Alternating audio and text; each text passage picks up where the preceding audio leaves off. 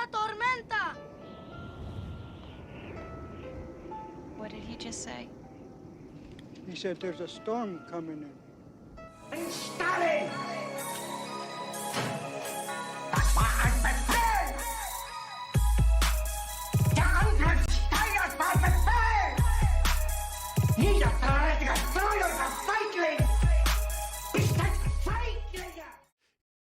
You've never heard me say, or write, anywhere, online, that these offers weren't paying enough money. Why? Because it's not about the money. It's kind of unreal to me that the only thing these people can still talk about is the money. The conversation was about conservatism, the movement, and big tech. They keep talking about money. I'm talking about a country. I'm talking about a movement. I'm talking about making a difference. It's always about the money. It's always about the money. The Daily Wire said, well, if you make less money, shouldn't we pay you less money? Is that unreasonable? He says that if you pay me less money, it's censorship. No, it isn't. It's less money. If he didn't care about the money, he wouldn't be complaining about the contract. Because the contract allows him to say anything he wants, wherever he wants. What would be the penalty? Just money. The reason he feels he's trapped in the gilded cage is that he'll lose money if he says what he wants to say and is judged unfit for the platforms. Number one, you never record somebody's phone call in a negotiation and play it in public. That is game over. Crowder goes to great lengths to convince us that this is about conservatism and draconian contracts for up-and-coming talent. Coincidentally, it also appears he wanted more like $30 million per year and not the 12 in the term sheet. What are the chances a contract negotiation with the Daily Wire was the last thing on Steven's mind for the past few months? Right Is here. it There you go. stopbigcon.com? Right now we are 12/12/2022. So It this is. was registered.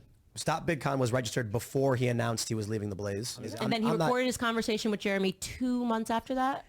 He's trying to position himself as the torchbearer for a less mainstream conservatism in a David and Goliath battle. The perspective he's sharing in these videos is all calculated. Everybody loves an underdog. Have an immense amount of power and have incredibly deep pockets. That is all true. We're not looking to be banned on YouTube.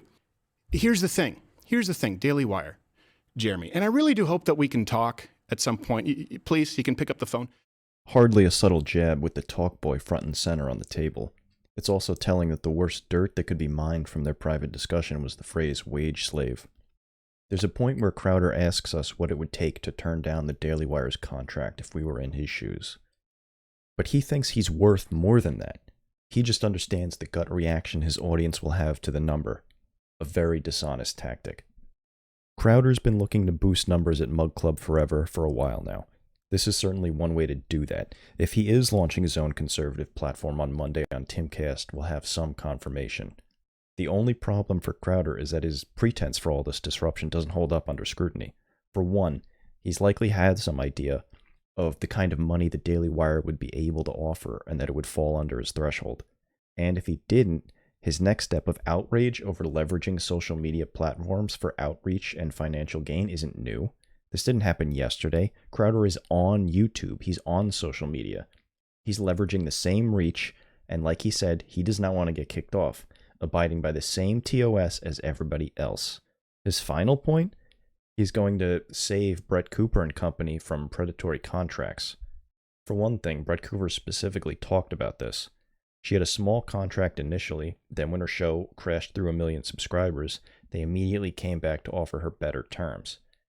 And she says her contract is written nothing like Crowder's term sheet anyway.